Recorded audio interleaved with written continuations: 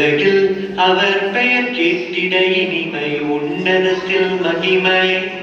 பரலோக தேவன் பாரில் பிறந்தார், புகழுண்டார் புதுமை. உலகில் அவர் பெயர் கேட்டிட இனிமை,